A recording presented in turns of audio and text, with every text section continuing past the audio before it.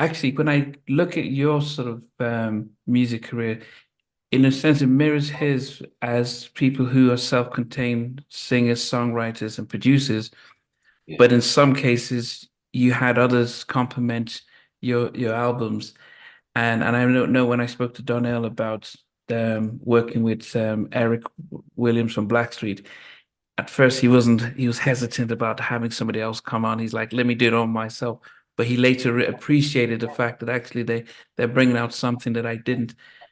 hmm, When I looked at your catalog and I went through, all your albums, and I started with Bonafide, and you did um 11 out of the 13 tracks you did wrote and produced it, with Face doing Pretty Girl and Someone to Love. But then you go to Cool Relax, and then you only do half the tracks. And I'm thinking, was that something that you agreed to do, or was that stuff that it was, and how did that feel like being a guy who could do it all by himself, like you showed in your debut album, to now have to only do half? sometimes being part of the genius of doing this, if you want to call yourself, or even refer you to yourself in that sense. I don't know. It's kind of like different, but I that's what people tell me is more or less part of the genius sometimes is about knowing when to back off and to play the seat of the artist, take the seat of the artist Mm. and the songwriter as well. But rather, if a track and a producer comes with a track that really suits you in that sense, it really, really just brings out the lyrics and makes the song happen for you, then Yeah. why not? Because as a songwriter, that's probably my favorite thing is to just go straight to town, with a track. As soon Yeah. as I hear it, I'm just like, oh, that's it. It goes like, and so if it's my track, it's wonderful too, but that's a different building process. Mm. That's brick for brick, that's layer for layer, and then you do the vocals, So it's if you have that sense of detail and that really that want, that that dedication to what your track and the music is going to sound like Mm. I do, then yeah, you do produce the lion's share of your record. For Cool Relax, it was much more of a mixture of producers that I would really always wanted to work with too, as well, like Ali Shaheed Muhammad from Tribe Called Quest. Uh, being around Q-Tip on that album and Ali and the whole Tribe Called Quest guys, it was really kind of the backbone of the inspiration for what the vibe was that I was kind of coming Oh, into, working with Bob Powers for the first time. Uh, Being such a fan of Tribe and everything that was coming really out the East Coast, really, I was just a huge hip hop head that I was kind of making my wish list of who I wanted to work with at that time. okay. Okay. And yeah, that's how I ended up linking with Ali Shaheed Muhammad. And man, what an amazing dude. Had me to the house and played me a bunch of amazing tracks. And Cool Relax was one of the tracks that he played me that just, at the time, the song at the time was Maxwell Ascension. And Ah, I'm such a Maxwell fan. So I want to say Maxwell Ascension was sort of our template for our inspiration as far as the type of record that once I heard the Cool Relax track, I said, that kind of gives me a vibe like Maxwell.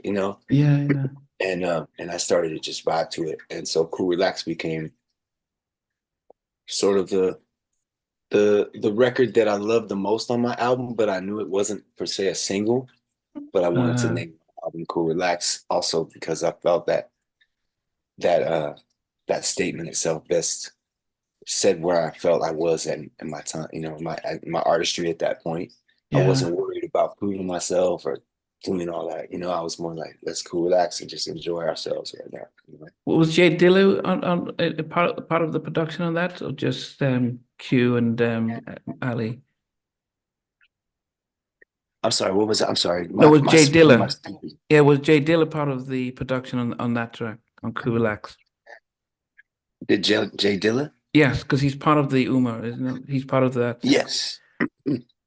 Yeah, Umo was yeah, Jay Dilla was around. I met Jay Dilla actually at Q-Tip's house. He rode up on rollerblades. He was a really young kid, probably 16. Wow. and he rode in from going around the neighborhood on rollerblades with his friends. And I was like, "What's up, man?" He was like, "Hey, what's up? I'm Jay Dilla." I was like, "Oh yeah, I know who you are, man." He's like, "Yo, I just did the remix for Busta Rhymes, Woo Ha." I was like, "You did, man? That's what's up, bro." Like, and then I was in Tupac. I mean, I was in Q-Tip's studio, and I was looking at this MPC 3000, and he's like, "You know about that?" And I was like, "Yeah, I got one." And he's like, "You know how to filter on it?" I was like, "I do not know how the filters work on that. I mean, I know the basics, but like, oh, how do you use it?" He's like, "Oh man, let me show you." So he showed me how to filter a kick to make the kick just be so, just have this snap, just like it was so dope the way he did it. And I was like, "That's super dope." Then he went to the snare and he did the same thing with the snare. He just showed me how to filter it to make it pop.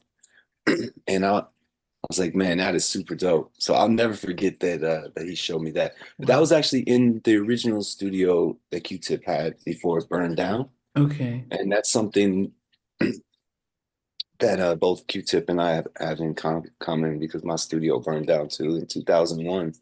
I Oh, lost everything in my studio to a fire. So yeah, wow. so that's another story in itself. Yeah, yeah. This is we talk about cool, relax, and I went to the fire. But yeah. No, but but I wasn't sure if you, but as you said, it was a wish list. I thought the label didn't trust you to do the album yourself, but you decided that actually, I actually do want to get some of these stars on my album. That's the balance of it. It wasn't that they thought, okay, we know you went platinum with your debut album, you did it yourself, but now we want to get others. But that wasn't the case. No, this is all this was all between Michael McCoran, who was the A&R for Edmonds Record Group, which was the label that I was signed to along with Epic. They both shared the titleship of being the label. Yeah. Because there was no one else that I that I put my album together with. We had a table that we sat around and we talked about people that I wanted to work with, and on the board of collaborations was Tribe Called Quest, and on the board of collaborations was Casey and JoJo, you know, or Jodeci in the sense, Devontae.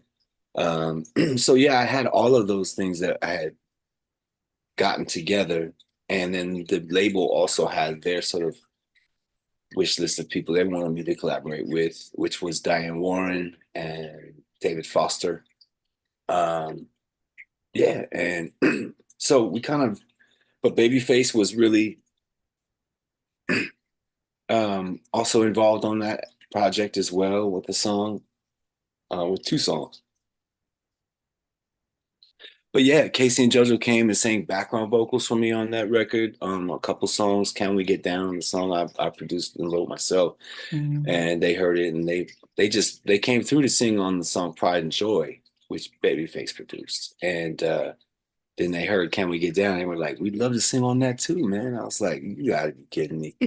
And so it was amazing, man. It was just amazing. So that album, am I leaving any songs out there? Well, yeah, yeah, well, the biggest one was John Robinson also as well with "Don't Say," Tim and really Bob. bluesy kind of like soulful cut Yeah, that I yeah. loved. Mark Nelson on the background vocals, and I remember hearing that playing through. There's not many songs on the album that I didn't write it myself at all. Well, there's probably two. "Don't Say," and I believe, is it two or more? Is that on Yeah, there? Turmoil was Diane Warren, Yeah, and then yeah, yeah. So yeah, and then also "Pride and Joy" I didn't write as well. "Love yeah. Hurts" I didn't write. But Don't these what about Don't Say?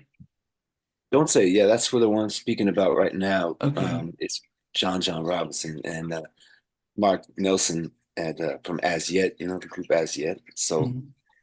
R&B, man, amazing voice, and so his backgrounds are the primary backgrounds that you hear. And Yeah. we really didn't need to. I mean, I added my pad, but I loved the way his voice sounded on those backgrounds, so we left that like that. And yeah, I love that song. Also, Sanaa Lathan was in my video for that as well. That was her like debut to the screen, the silver screen. It's on my video. Yeah, but I interviewed Mark a couple of months ago, Oh, and did you? also saw him when he came to London. He mentioned that actually you heard the track and said, oh, I actually want, can you get it for the album? Yeah, yeah.